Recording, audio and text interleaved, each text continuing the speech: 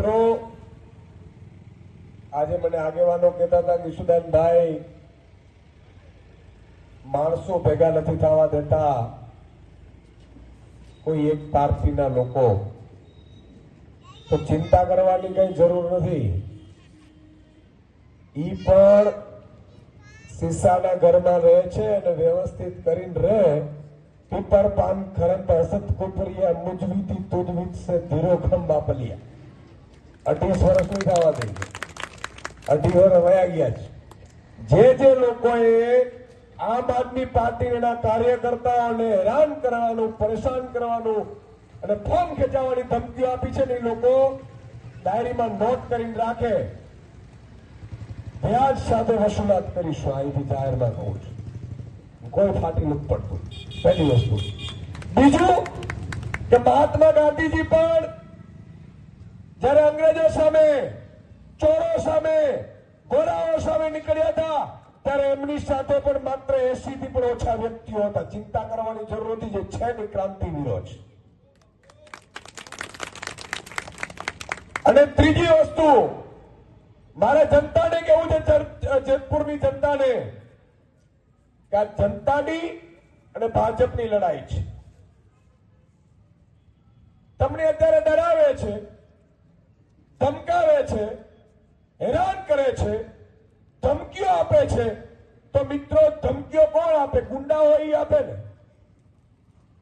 આજે ઈ ચૂંટાય છે, કાલે દાઉદ ઇબ્રાહિમ આવીને ઉભો રહી જશે. એમાં ફરક શું છે? લોકતંત્રમાં પહેલો અધિકાર પ્રજાનો હોય છે, જનતાનો. ભાજપ વાળા બિનારી કરાવડાવે છે. આ તો મેં સાંભળ્યું છે કે અંદરો અંદર લડી છે મહાભારતની જેમ. એટલે અપક્ષની પણ એક ફોજ ઉભી છે. કોઈ પણ હોય, લોકતંત્રમાં તમામને લડવાનો અધિકાર છે, લોકતંત્રમાં મજબૂત થવાનો અધિકાર છે. પણ ભાજપના નેતાઓને, ભાજપના ઈ લોકોને, કે જે લોકોને ડરાવે છે, રૂપિયાની ઓફરો કરે છે, મારે કેવું છે કે 30 વર્ષથી શાસન હોવા છતાં જો જેતપુરની જનતાને તમે સારા રસ્તા ન આપી શક્યા તો ધૂળ પડી તમારા રાજમાં. જેતપુરની જનતાને નમાલી ન સમજતા. આ એ જનતા છે ભારતની, ગુજરાતની સાહેબ, કે જેમણે ગોરા અંગ્રેજોને લાત મારીને ભગાડી દીધા હતા. તમારી શું ઓકાત છે? જનતાને તમે મિત્રો આખી ઘટના જોજો. તમે અહીંથી આ ઘરથી લઈ લ્યો અને 1 કિલોમીટર સુધી ફરો. જનતા 80% જનતાને પોલિટિક્સમાં ખબર પણ નથી પડતી. સાંભળજો, ચૂંટણીઓ કઈ ચૂંટણી છે, કોર્પોરેટરની છે, તાલુકા પંચાયતની, જિલ્લા પંચાયત, એમાં 80% જનતા બિચારીને અંદરૂની ખબર નથી પડતી હોતી. અને 20% જનતા છે જે પક્ષોમાં વહેંચાયેલી છે, એને બધી ખબર પડે છે. તો 80% જનતા કે જે માત્ર ને માત્ર પોતાના કામમાં ધ્યાન આપે છે, એને કામ કરવું છે, એને સારી સુવિધા માટે તમને ને મને ચૂંટે છે, એક વ્યવસ્થા છે, એને આપણે દગો આપી રહ્યા છીએ. શાસકોની ફરજ હોય છે. મને ઘણા બધા એમ કે ભાજપની બધી સીટ ભાજપની, તો આવી તો કરશો શું? બુચીન મારવાના ધંધા કરશો, બીજું કરશો શું? હાલો, તમે મને એમ કહો કે તમે જેતપુરની જનતાને સારું નેતૃત્વ આપ્યું હોય, જેતપુરની જનતા માટે કંઈક સારું કરીને બતાવ્યું હોય, તો સાહેબ આજે પણ પાણીની, ગટરની વ્યવસ્થાઓ ન થાય, રોડ રસ્તાની ન થાય, જનતાએ રસ્તા ઉપર ઉતરવું પડે, જનતાની ઉદ્યોગોના ગંદા પાણીઓ, તો આ રીતે તો શાસન કેમ ચાલશે? આમ આદમી પાર્ટી ઉભી રહી છે. જે લોકો ઉભા છે એને હું લાખ અભિનંદન આપું છું. પણ આ લડાઈ માત્ર ઉભા છે એની નથી, જનતા બધી છે. અને મારે કેવું છે કે આ જનતાની લડાઈ છે. તો એક સભામાં મેં કીધું, જુનાગઢમાં આ લોકોએ બિનહરીફ કરાવે છે 8 સીટ ને 10 સીટ ને. હું જે વિસ્તારમાં તો 30 વર્ષથી શાસન છે, ત્યાં જનતાને પાણી પહોંચાડવાની ભાજપના શાસકોને, પાણી વગરના શાસકોની તાકાત નથી પાણી પહોંચાડે. એટલે પોતાના બોર કરવા પડે છે ઘરના, અને બિનહરીફ કરાવડાવે છે. મેં કીધું છું જુનાગઢની જનતાને આજે બિનહરીફ કરાવે છે 8 કે 10 સીટ. જો જનતા નહીં જાગે તો કાલે 60 સીટ આવતી ચૂંટણીમાં બિનહરીફ કરી હશે. તમારો મતનો જ અધિકાર લૂંટી લેશે. આજે ધીરે ધીરે ભાજપના ઓળખતા થઈ ગયા લોકો. જેને ભાજપનો પનારો પડ્યો અને ખબર પડી કે દીકરીઓના સરઘસો પણ કાઢે આ લોકો, દીકરીઓના નિર્વસ્ત્ર પરેડો પણ કરાવડાવે, હત્યાઓ પણ થાય, બળાત્કાર પણ થાય. ભાજપનો નેતાઓ એટલે તપાસ ન થાય અને ભાજપનો અનુભવ આવ્યો. મારે જનતાને એટલું કહેવું છે કે આજે તમારા પાડોશીનો વારો છે. આ જ રીતે જો ભાજપને પસંદ કરતા રહ્યા તો કાલે તમારો વારો આવીને ઉભો રહેશે. મને ઘણા બધા મિત્રો કોરોના વખતે એવું કહેતા હતા કે સુદાનભાઈ નારા લગાડતા હતા, મોદી સાહેબ, મોદી સાહેબ, મોદી સાહેબ. કોરોનામાં એક ભાવનગરનો વ્યક્તિ હતો, એને મને ફોન કર્યો, મને કે સાહેબ મારે બહુ મદદની જરૂર છે. મેં કીધું શું થયું? મને કે મારા બાપ માટે હોસ્પિટલનો બેડ ખાલી નથી સાહેબ. તડપી અને એનો પિતાશ્રી મૃત્યુ પામ્યા. ભાજપનું એ કહે છે કે હું અંધભક્ત હતો. હું આજે પણ ભાજપના કાર્યકર્તાઓ, ભાજપના નેતાઓ, મારી વિનંતી છે, ઘણા નેતાઓ જે ઉપર લેવલના હશે એને બધાને થોડું થોડું કોન્ટ્રાક્ટમાંથી મળતું હશે અને આ સંપત્તિ સારી નથી. કોન્ટ્રાક્ટમાંથી લેનારી, કટકીઓ ખાનારી સંપત્તિ સારી નથી. યાદ રાખજો. જો એ સમાજનો આ એ કેવું છે કે તમે ગરીબોને ખબર નથી પડતી, 80% જનતાને એના ટેક્સના પૈસા તમે બૂચ મારો છો. કોન્ટ્રાક્ટરોમાં આ 2 વર્ષમાં 3 વર્ષમાં મિત્રો રોડ તૂટી જાય, બ્રિજ તૂટી જાય. તમે કલ્પના તો કરો. પણ બ્રિજ ખાનારાઓ, એના સંપત્તિ ખાનારાઓ, મારે એક વાત કેવી છે. એક મારા મિત્ર છે, મિત્રો એટલા ધાર્મિક પ્રવૃત્તિના મિત્ર છે કે એમ કે કોઈનું ખરાબ ન ઈચ્છે. થોડું તકલીફ છે, મને તાવ ને એવું છે એટલે માફ કરજો, પણ સાંભળવાની મજા આવશે. હું વાત કરું છું. કોઈ પણ મિત્ર એનો ખરાબ ન કરે. એના દીકરાને એક્સિડન્ટ થયું, મને પૂછ્યું કે સુદાનભાઈ હોસ્પિટલમાં વ્યવસ્થા કરવી પડશે. ભાજપના રાજમાં મિત્રો તમને બધાને અનુભવ હશે, ફોન કરાવીએ પછી સારવાર થાય, બાકી સારવાર જ ન થાય. સાચું કે નહીં? એટલે મને કીધું કે સુદાનભાઈ મારા દીકરાને એક્સિડન્ટ થયું છે. મિત્રો મેં સારવાર કરાવડાવી. 2-3 દિવસ પછી મને યાદ આવ્યું એટલે મેં પૂછ્યું. મેં કીધું યાર દીકરાને કેમ છે? તો રડવા વધારે કઈ તકલીફ થઈ ગઈ? મેં કીધું શું તકલીફ થઈ? પણ મને કે દીકરો તો એમ કેમ ઘરે પાછો આવી ગયો, પણ મને ચિંતા એ વિષયની છે કે હું કોઈનો ખરાબ ન કરું ઈશુદાનભાઈ, અને મારા દીકરાને એક્સિડન્ટ કેમ થાય? વાતે સાચી છે, ધાર્મિક પ્રવૃત્તિનો છે. પછી મને લાઈટ થઈ. મેં કીધું મતદાન કોને કરે? મને કે ભાજપને. ક્યાંક પાપના ભાગીદાર બનો છો, યાદ રાખજો તમે. કારણ કે કોઈ ગામમાં કોન્ટ્રાક્ટર અને ભાજપના નેતાઓની મીટિંગ થતી હશે, 20% કટકીઓની મીટિંગ થતી હશે. એવા લોકોને તમે સાથ પણ આપશો ને તોય તમારા સંતાનોએ ભોગવવું પડશે. યાદ રાખજો સાહેબ. છોડ દો. ભગવાન રામ પણ જો વાલી ને માર્યો હોય અને પ્રાચીના પીપળે એને પણ ચૂકવવું પડ્યું હોય તો તમે એનું કઈ માટીના છીએ. એટલે મહેરબાની કરીને જે લોકો અત્યારે ભાજપ કરી રહ્યા છે એ 30 વર્ષનો હિસાબ જોઈ લે. 30 વર્ષમાં વિકાસ શું થયો? ભાજપના નેતાઓનો થયો કે આમ આદમીનો? તમે સારી હોસ્પિટલ છે, અહીંયા મફતમાં સારવાર મળે એવી હોસ્પિટલો છે, સારી બધા ડોક્ટરો હોય એવી વ્યવસ્થા છે. તમારા દીકરા સારામાં સારી સ્કૂલમાં ભણી શકે, સારી ક્વોલિટીની એવી સ્કૂલો બની છે, સારા રોડ બન્યા છે, સારા રસ્તા બન્યા છે. તમે લાગવગ વગર કોઈ પણ કામ કરાવી શકો છો, ભ્રષ્ટાચાર વગર તમારું કામ થાય છે. આ બધું તમારે લખવાનું છે.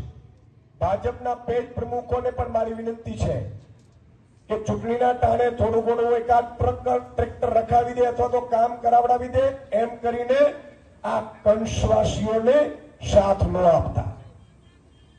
ભગવાન કૃષ્ણ માખણ ચોર આપણે કહીએ છીએ. ભગવાન કૃષ્ણ માખણ કેમ નતા જવા દેતા? આ સમજવા જેવી વાત છે. ભગવાન કૃષ્ણ છે મટકીઓ ફોડી નાખતા હતા. શું કામ ખબર છે? એક કવિએ સુંદર લખ્યું છે કે ભગવાન કૃષ્ણ જે માલધારીઓ પોતાના પરસેવાથી માખણનો એટલે માલધારીઓ માખણ ઉત્પન્ન કરે, માખણ વેચવા જાય અને વેચવા જતા હતા એના ઉપર કંસ કર નાખતો હતો અને કર નાખતો હતો એટલે કંસ મોટો થતો હતો. એટલે ભગવાને નક્કી કર્યું કે માખણ વધારે વેચવા જ ન જાય તો કંસને એટલું કર મળે નહીં અને કંસને કર ન મળે તો કંસ મોટો ન થાય. એટલે જેમ તમે પણ ભાજપને મોટી કરો છો ને, યાદ રાખજો એક દિવસ તમારી દીકરીઓના સરઘસો ન કરે તો ઈશુદાન ગઢવી બોલું ન બોલો, યાદ રાખજો. અને અહંકાર કોઈનું ન આવવું જોઈએ. 10-15 વર્ષે શાસન બદલી નાખવું જોઈએ. અને હું તો એમ કહું છું કે સદો મામું પણ સામે કેમ ન હોય. ભગવાન કૃષ્ણ જયારે બધાએ કીધું કે કંસ તારો મામો થાય તો શું થયું? એ અસત્યના રસ્તે છે, મારા હાથે મરવો જોઈએ. તો હું તો એમ કહું છું, ભાજપમાં સગો મામો ઉભો હોય તો તમે ભગવાન કૃષ્ણની જેમ વિચાર તો કરો. મત ન આપો ને સાહેબ, એનાથી મોટો પુણ્ય કોઈ છે જ નહીં. બીજી બાજુ મારે કોંગ્રેસને કહેવું છે, તમે લોકો જાહેરમાં મેં કીધું હતું કે ભાઈ ચાલો સાથે મળીને લડીએ. ગુજરાતની જનતાને કહું છું કે મેં સ્થાનિક સ્વરાજ્યની ચૂંટણીમાં ગઠબંધન માટે સામેથી કીધું હતું. કોંગ્રેસના લોકો નથી કહેતા, નથી કરતા, કોના દબાણમાં નથી કરતા, મારે નથી પડવું. પણ મારે એમ કેવું છે કે આમ આદમી પાર્ટી ઉપર આક્ષેપ ન કરતા આવનારા 2.5 વર્ષમાં હવે આમ આદમી પાર્ટી ગુજરાતમાં સાહેબ એ રીતે મહેનત કરવાની છે. એટલે હું કોંગ્રેસના કાર્યકર્તા સપોર્ટરને મારે વિનંતી કરવી છે કે આ લોકો ઉપર પણ બહુ વિશ્વાસ કરવા જેવું નથી. તમે કોંગ્રેસ છોડો, આમ આદમીમાં આવો, આવો રસ્તો નવો બનાવીએ. આપણે વાત કરી, મારી વાત પૂરી કરીશ. ભાજપના નેતાઓને પણ મારી વિનંતી છે કે ભગવાનને એમ સમજો કે ઈશુદાનભાઈને અહીંયા મોકલા છે તમને જાગૃત કરવા માટે. તમે પ્રજાના પૈસે લૂંટ ચલાવશો, જેતપુરની જનતાને લૂંટી લેશો, જેતપુરની જનતાને મતદાન કરવા નહીં દેશો, જેતપુરની જનતાને તમે, હું એમ કહું છું કે બળજબરીથી તમારા જ્ઞાતિના આગેવાનોને બેસાડીને મતદાન કરાવશો, પ્રજા નહીં બોલે. જનતા ખૂબ ભોળી છે સાહેબ, પણ ઉપરવાળો તમને નહીં છોડે. મૃત્યુની શૈયા ઉપર પણ તમારે પીડાવવું પડશે, યાદ રાખજો મારા શબ્દ. એટલે તમે જે પણ કૃત્ય કરો, મેં ઘણાને સાંભળ્યું, અત્યારે મારા તેજસભાઈ અને મહેશભાઈ કહેતા હતા કે સાહેબ ઉમેદવારો આપણા ઉભે લાંચની ઓફરો કરવામાં આવે. સાહેબ હું એમ કહું છું, ચૂંટણી હું કામ થવા દો તો? હવે આમે શહેનશાહ અકબરની જેમ જાહેર કરજો તમે કે આપણે ચૂંટણીઓ નથી કરવાની, પ્રજાને નીકળવા નહીં દેવાનો, અહીંયા મિલિટરી ઉભી રાખી દેવાની, આવે ઠારનો હુકમ કરી દો. તમારે શું જોઈએ બીજું? ફરીથી બનાવી દો ગુલામ ભારતને. આમે ગુલામ તો બનાવી દીધું તો તમે અડધો. લોકો ચૂંટણીમાં ઉભા ન રહે, ચૂંટણીઓમાં ઉભા રહે અને રૂપિયાથી ખરીદી લેવાનો. એ સંપત્તિ તમે કડિયા કામ કરીને તો બનાવી નથી, એ સંપત્તિ તમે બોચ મારીને બનાવી છે, જે પ્રજાનો હિસ્સો છે. આ સ્થિતિએ મિત્રો લોકતંત્ર બચશે નહીં. તમામ લોકોને મારે કહેવું છે કે લોકતંત્ર બચાવવાની સૌની જવાબદારી છે. એ ભાજપના કાર્યકર્તાની પણ જવાબદારી છે. ભલે આખો દિવસ તમે પ્રચાર કરો ભાજપનો, પણ પરિવારને કહીને કહેજો કે મારું આત્મા ના પાડે છે, આ ભાજપને હવે મત ન અપાય, ચાલો આપણે ઝાડુને મત આપી દઈએ અને પાપનો પ્રાયશ્ચિત કરી લો. મોટો પક્ષ છે. અપક્ષ પણ તમારો સારો ઉમેદવાર હોય. અહીંયા ચૂંટણીઓ તમે જુઓ છે કે નગરપાલિકાની ચૂંટણીઓ હોય, મહાનગરપાલિકાની હોય, તાલુકા જિલ્લા પંચાયતની ચૂંટણી હોય, એમાં રૂપિયાના કોથળા ઉતારે છે તો રૂપિયા લાય છે ક્યાં? મને કોઈ ભાજપ વાળો દાડિયા કામ કરતો એવું તો દેખાય જ નથી. હવે દાડિયા કામ કરીને રૂપિયા ભેગા કર્યા હોય તો એ પરસેવાની કમાણી તો આપી કેમ શકે? તો આ રૂપિયા આવે છે ક્યાંથી? ઈડી બેન્ડને પણ અહીંયા આવવું નથી. એટલે મારે સૌને વિનંતી કરવી છે કે તમે તમારા આત્મા ઉપર હાથ રાખીને કહેજો, ભાજપ એ જૂની ભાજપ છે ખરી, જૂની ભાજપ છે ખરી. આજે વાલ્મીકી સમાજના મારા ચવનભાઈ ઉભા છે અહીંયા મજબૂતાઈથી. સમાજ બધાને, સમાજના આગેવાનોને મારે કહેવું છે, દરેક સમાજ જ્ઞાતિને ધર્મના આગેવાનોને કહેવું છે કે તમે ભાજપને એવું માનો છો, કાલે એમાં સાહેબ એને જુનાગઢમાં હું મળ્યો, મને કે ઈશુદાનભાઈ છેલ્લી મારી ઈચ્છા છે. આરોગ્ય મંત્રી સુધી પહોંચ્યા હતા એમણે, અને હમણાં એને નિવેદન કર્યું હતું કે આ ભાજપ એ નથી. એમણે મને કીધું ઈશુદાનભાઈ હું તમને આશીર્વાદ આપું છું, પણ આ ભાજપને કાઢીને બતાવજો, મારી આત્માને શાંતિ થાય. જનસંઘ વખતના છે, એના ઘરે જઈને એકવાર પૂછી આવજો કે આ ભાજપને મત અપાય ખરું. તમે ઈ ન ખબર પડે તો જઈ જજો અમરેલીમાં પાયલબેન ગોટીના પરિવારને પૂછજો આ ભાજપને મત અપાય ખરું, કારણ કે એ તો ભાજપના કાર્યકર્તા ના હતા દીકરી. અહીંયા પણ બે યુદ્ધ થોડાક વધે જવા દો, પછી એકબીજાના કેવા હાલ કરે છે ને જોજો તમે. અને આ હું એટલા માટે કહી રહ્યો છું, એમાં પ્રજા જે મતદાન કરે છે સાહેબ, તમે શેને જોઈને મતદાન કરો છો? મારી છેલ્લી વિનંતી છે કે ગટર, પાણી, વ્યવસ્થા. ઘણા લોકો એમ કે સુદાનભાઈ તમારો એટલો માહોલ નથી. અરે ભાઈ, એક દીકરી આપણે છોકરો જોઈએ તો દીકરાનો પૂછીએ છે ને ભાઈ, દીકરી આપીએ છીએ કે છોકરો શું કરે છે, ભણેલો કેટલો છે, નોકરી કરે છે કે કેમ, જોબ કરે છે કેમ, દારૂડિયો પતંગીઓ તો નથી, એવું પૂછીએ છીએ આપણે. સાહેબ એક દીકરી જો આપવામાં આપણે 10 જગ્યાની ઇન્કવાયરી કરતા હોઈએ અને દીકરીને ભૂલથી પણ કોઈ ફતનિયાના હાથે આપણે આપી દીધી તો એક પરિવાર બરબાદ થાય છે. પણ તમારો એક મત એવા ગુંડાઓને ગુચસિયાઓને મળી ગયો સાહેબ તો આખો જેતપુરનો વિનાશ નીકળી જાય, ગુજરાતનો વિનાશ નીકળી જાય, વાર નહીં લાગે. અને જો તમે ગુજરાતની હાલત શું કરી છે, બેફામ દારૂ મળે છે, બેફામ ગુંડાગર્દી છે, બેફામ ડ્રગ્સ વેચાય છે. સાહેબ આવનારી પેઢી તમને ને મને માફ નહીં કરે એટલો ડ્રગ્સ વેચાય છે. અને 20,000 નો ગ્રોથ ડ્રગ્સ પકડાય અને બિનવારસી ડ્રગ્સ પકડાય. વિચાર કરો, અમેરિકા અફઘાનિસ્તાન થી ડ્રગ્સ ઉડે, ઉપરથી નીચે પડે ઓટોમેટિકલી, પછી ઘણા પોલીસ વાળાને ઈ દેખાય અને બિનવારસી મળે. આવું ક્યાં હેબડું છે? આ ભાજપના રાજમાં તમે તમારા સંતાનોને બરબાદ કરી રહ્યા છો, ભાવિ પેઢીને બરબાદ કરી રહ્યા છો. એટલે તમે ભલે એક જ મતદાન તમારા પરિવારમાં કરો કે ભાઈ મારે પાપનો ભાગીદાર નથી થવું, મારે પાપનો પ્રાયશ્ચિત કરવું છે, ઝાડુને મતદાન કરો. અને હું તમને ખાતરી આપું છું, આમ આદમી પાર્ટીને મતદાન કરશો, તમારા માટે લડશે, તમારા માટે કામ કરશે, અને તમે રાત્રે પણ એને જગાડશો તો એ ઉમેદવાર બહેન કે ભાઈ હશે તમારા માટે ઉભા હશે. જોઈ આવો સુરતમાં ખાલી 12 કોર્પોરેટર રહેવા દીધા મિત્રો ભાજપે, 27 કોર્પોરેટર માંથી ખરીદવાનો ધંધો કર્યો અને ભાજપ પાસે ઓફિશિયલી 7,000 કરોડ રૂપિયો બેલેન્સ પડી છે. પૈસા દિખતા હે સાહેબ, અને ઈ પણ કેવા નાણાં છે, એ નાણાંને કોઈના ઘરમાં જશે ને ત્યાં છૂટાછેડા થઈ જાય. જોજો ભાજપ વાળાના અને પોલીસ મિત્રોને પણ મારે કેવું છે કે જે કરપ્શન કરતા હશે ને, કે પોલીસનું કરપ્શન ખતરનાક, કારણ કે ગરીબોમાંથી લે, એની બદદુઆ લાગે ને, અને આમ જનતાની બદદુઆ લાગે, એનાથી મોટું કોઈ પાપ નથી. હત્યામાં કદાચ તમે બચી શકશો ઈશ્વરના દરબારમાં, પણ રોજ ગરીબોને ચૂસીને હત્યા કરો છો ને. ભાજપ વાળાને તમે જોજો, કદાચ ભાજપ વાળા પાસેથી 20,000 રૂપિયા ઉછીના લઈ આવજો, બીજા દિવસે તમારા પતિ પત્ની ઘરમાં ઝઘડો ન થાય તો મને યાદ કરજો. સંપત્તિ જેવી જ ભાઈ, ગામની બૂચ મારીને સંપત્તિઓ ભેગી કરી છે. ઘણા લોકો સારા છે એને સાઇડલાઇન કરી દેવાયા છે. સારા લોકોને કોઈ પૂછતું નથી ભાજપમાં. એવા મર્દ અને સારા નેતાઓને મારે કહેવું છે કે આવો આમ આદમી પાર્ટીમાં કામ કરવાની રાજનીતિ કરવી હોય, તમારે સ્વતંત્રતાથી રાજનીતિ કરવી હોય તો આમ આદમી પાર્ટીના દરવાજા ખુલ્લા છે. પણ એક જ ધ્યાન, અહીંયા પ્રજાના લોહી ચૂસવાના કામ નથી કરવા.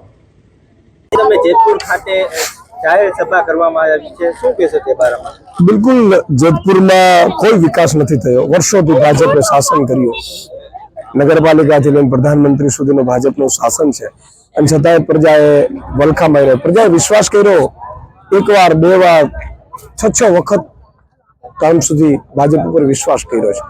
રસ્તા સારા નથી, ગટરની વ્યવસ્થા નથી, પાણી નથી મળતું સારું, શુદ્ધ પાણી માટે વલખા મારવા પડે છે.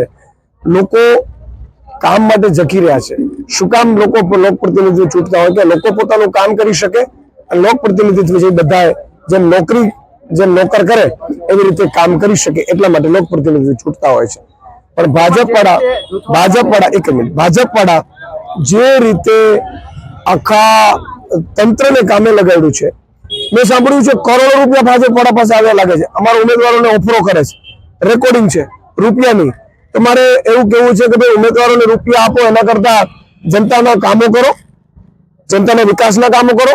અને તમારી પાસે રૂપિયા હોય તમને આવડત ન હોય તો ઈશુદાનભાઈ મફતમાં સેવા આપવા તૈયાર છે. આવો હું તમને લખી દઉં કે ભાઈ કઈ રીતે પાણીની વ્યવસ્થા થાય, કઈ રીતે રોડ રસ્તા થાય, કઈ રીતે ભ્રષ્ટાચાર વગર રોડ બને, જે 50 વર્ષ તૂટે નહીં, કઈ રીતે શુદ્ધ પાણી આપી શકીએ. એટલે મારી જનતાને વિનંતી છે, તમને ડરાવે છે, મેં સાંભળ્યું જનતાને ધમકાવે છે, જ્ઞાતિના આગેવાનો કહેવા આવે છે. ભાઈ આ તો કોણ કરે? ડોન કરે. દાઉદ ઇબ્રાહિમ જેવા ડોન હોય, ગુંડા હોય, એ કરે.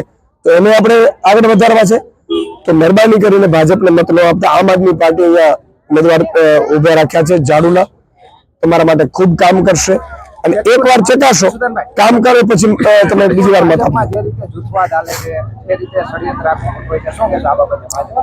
બિલકુલ, મેં સાંભળ્યું છે કે જો ભાજપમાં તો ઉકળતો ચરુ છે અત્યારે, અને એટલી હદે ઉકળતો ચરુ છે કે ભાજપમાં સારા વ્યક્તિઓને સાઇડલાઇન કરવામાં આવે છે.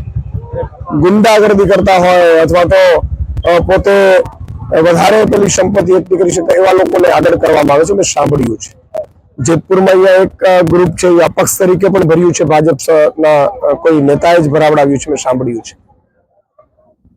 જનતાને એટલી જ વિનંતી છે કે આ હવે ઉકળતો ચરુ ગમે ત્યારે ફૂટે ને આપણે નુકસાન કરે, પહેલા આ લોકોને વિદાય આપી દેવી જોઈએ. ભાજપમાં પણ સારા નેતાઓ છે, એની કદર નથી થતી, મેં સાંભળ્યું છે. જે વર્ષોથી ખૂબ સારી કામગીરી કરી છે, એમના પિતાશ્રીએ પણ ખૂબ સારી કામગીરી છે. એવા નેતાઓને પણ મારી વિનંતી છે કે હવે ભાજપમાં કઈ રાખ્યું નથી. આ સ્વતંત્ર રીતે સારી રીતે કામગીરી કરવી હોય તો આમ આદમી પાર્ટી આપ સૌને આવકારે છે.